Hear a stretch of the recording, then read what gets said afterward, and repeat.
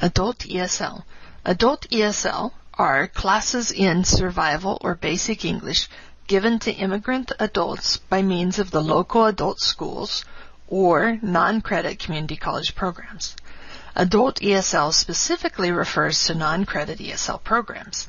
They may be programs run by a community center or church, or they may be highly structured programs at community colleges. Adult ESL is a target teaching level and does not refer to all adults who study ESL. Credit ESL and IEPs are ESL programs with higher standards than most adult ESL programs. Autonomy and learning. Students' self-selection, self-monitoring, or self-evaluating their learning goals or means. That's one possibility. Or learners feeling that studying is taking place due to their own volition. Or the ability of students to employ learning strategies independently of teacher involvement. Synonyms are self-managed learning and self-directed learning. However, this does not mean that the learner is solely responsible for their learning. The instructor is always ultimately the learning manager who makes sure that curricular goals are met. But research clearly shows that when the learner takes responsibility for some or most areas of their education, they learn better. What does better mean? It means they remember more and for a longer period of time. It's important to recognize that autonomy in learning is something a teacher has to teach. I relate it to the experience of raising a child. At first they are babies, and as the parent, metaphor, you understand that you need to do a lot for them. As they grow up, spend more time in your class, you give them some simple responsibilities. Then by the end of class, they may well have reached the teenager stage where they are questioning and rebelling. You should always be teaching differently after weeks and months in your class than when the students first entered the class.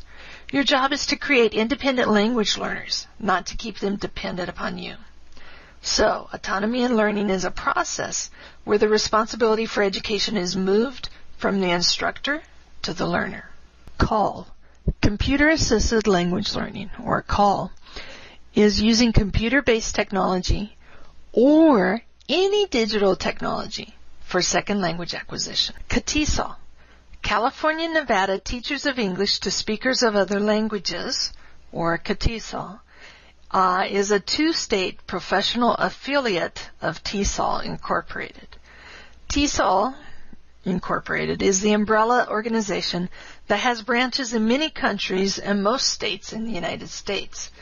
Many people don't realize that CATESOL includes Nevada and is not just for California. CATESOL itself has regional affiliates that often sponsor conferences, such as Los Angeles CATESOL or the Orange County CATESOL. Membership fees for the regional CATESOLs are usually much cheaper, if any, than for CATESOL and TESOL. A graduate of the MA TESOL program will need to have a conference receipt and membership receipt in their final program portfolio, which is called the Candidate's Assessment Portfolio. Cognate. Cognate, a word that is close in meaning and is spelled or sounds similar to a word in another language. Night is a good example because most languages have a word that is very similar in spelling and sound, such as Nacht, which I apologize for my pronunciation, which is from German, or Natt from Swedish, or Nuit from French, and again I apologize for my pronunciation. I'm not very good at that. There are false cognates that can end up confusing the learner. Just similarity does not always equal a relationship. However, there are not so many examples of this that affect the everyday learner. Even if something is a false cognate, only a linguist may really care. Gender. Gender. Male or female. In English, pronouns showing male or female, he or she, or neuter, it. There are other ways of showing gender, of course, besides pronouns. Some languages add like EL or LA in front of words to show male or female. English relies heavily upon gender-specific pronouns, while many languages do not. Also, many languages have a gender assigned for every word, but that is unlikely to cause a problem when they are learning ESL, EFL. Gender pronouns, however, are easy for learners to understand, but for those unfamiliar with it in their L1, they are tricky to conquer. Genre. Genre is a type of literary work. For example, science fiction as a type of reading, or personal narrative as a type of writing. The genres in reading are not exactly the same genres of writing. Many writing classes teach various genres of writing, such as narration, description, classification, comparison, contrast, and research. While native English writers automatically incorporate all these and more, they seldom consciously understand the variations in organization and vocabulary that are used. IEP, Intensive English Program, or IEP. This is the pre-collegiate English language preparatory classes at a college or university that enroll non-native English speakers in classes that meet frequently for a short time. Learners spend several hours each day studying ESL in these classes. Often they are between 8 and 12 weeks long. When students successfully complete classes in an IEP, they usually enter the related college or university for further study in a career subject.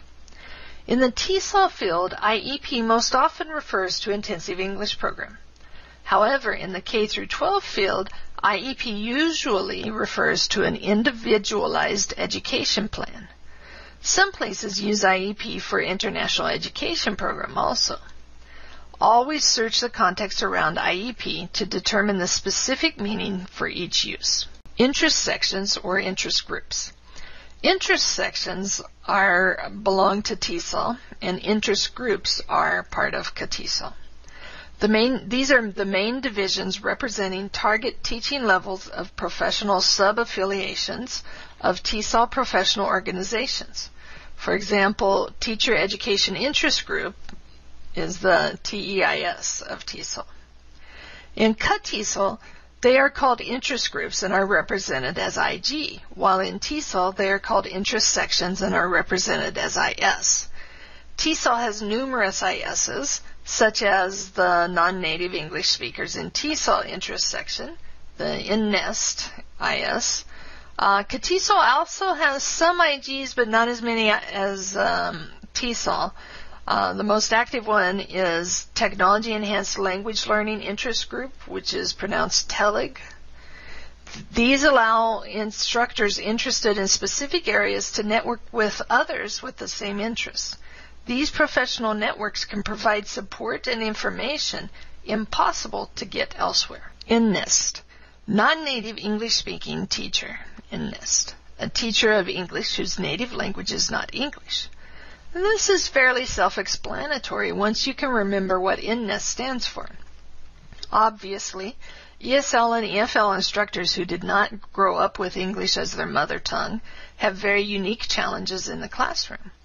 The related interest section in TESOL can provide beneficial support. Nonverbal language. Nonverbal language. Body language, gestures, facial expressions, and intonation that convey meaning. Nonverbal communication includes intonation, rhythm, and other pronunciation aspects that transmit meaning without words. So it's nonverbal because there are not words exchanged. It doesn't mean nonverbal that no sound is exchanged. How learners dress is also part of nonverbal communication. And there are lots of other aspects to it that I'm sure you can figure out. Plagiarism. Plagiarism. Using another person's work without giving appropriate credit. Plagiarism is extremely important in the U.S. education system. Personally, I believe that many students plagiarize because they've not been taught the appropriate methods for paraphrasing, summarizing, and quoting. Most international students do not realize that even paraphrases need to have references cited because the original idea was not theirs. Many of them also think that using just a 2 or 3 word phrase from the original author does not require quotation marks and does not require a citation. Again, a wrong assumption. Creative Commons licensing is becoming more common today as a way to make it easier to share materials, written, audio, video, image, or other, than the traditional copyright law allows, and Creative Commons licensing is part of becoming a digital citizen.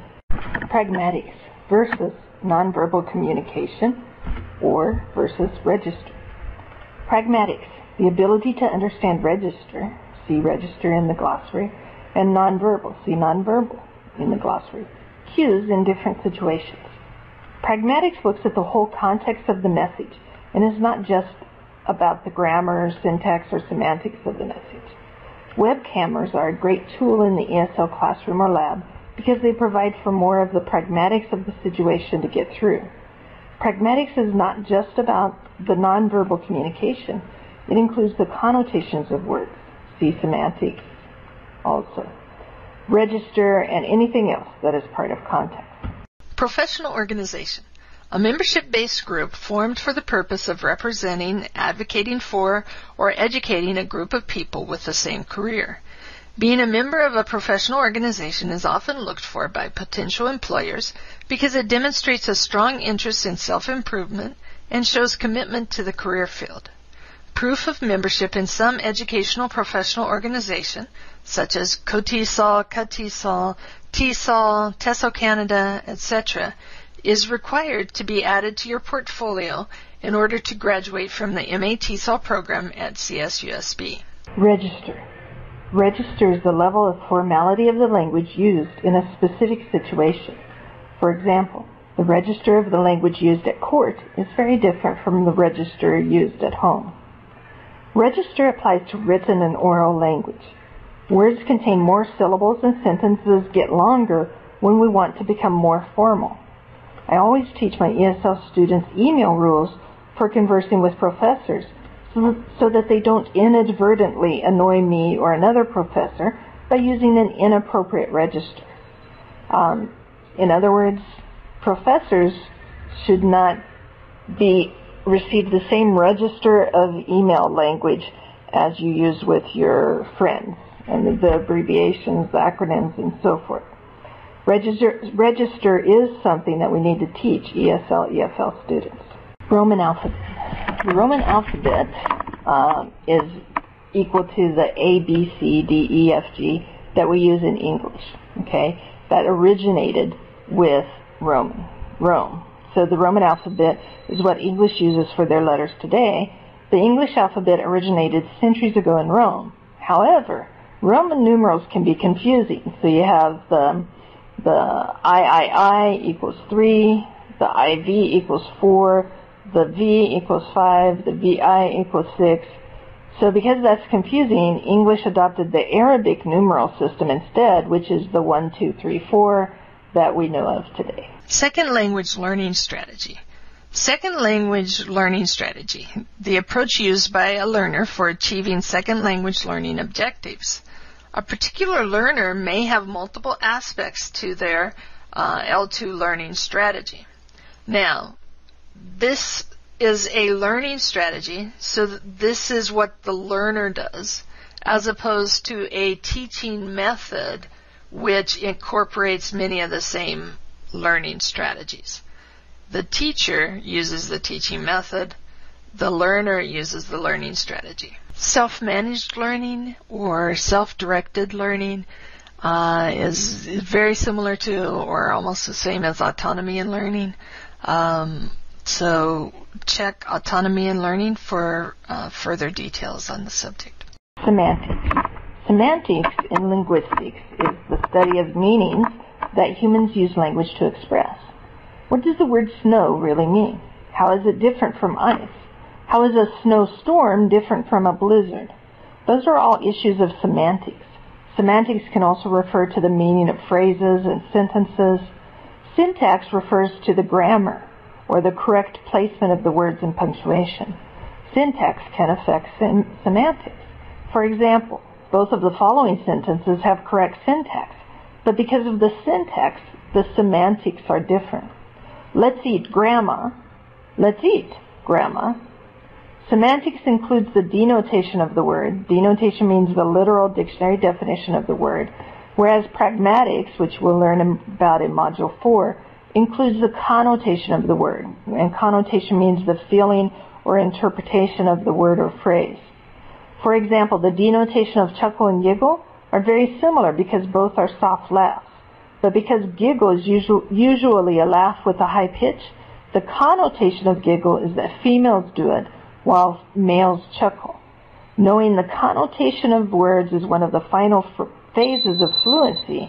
Thus, advanced ESL, EFL instructors should spend time explaining the connotations of words and not just the denotations of words. The semantics of phrases, words, sentences is especially important in advanced ESL. SLA, Second Language Acquisition, or SLA, is learning any language, whether third or 20th. So it doesn't, we call it second, but it doesn't have to be just a second. We understand that. In school or in some other way after the first language. Now, while second language acquisition can refer to the general process of learning a language, usually it specifically denotes the theory involved behind language learning, which is a subdiscipline of applied linguistics. So usually SLA refers to the theory of language learning. Syntax, the rules and principles that govern the sentence structure of any individual language. A true linguist would say that syntax is not exactly equal to grammar. However, for most of the MA TESOL program, syntax and grammar can be used interchangeably. Traditionally, though, grammar refers to both the syntax, rules of how to combine words, and morphology, how the words change from nouns, verbs, adjectives, and adverbs.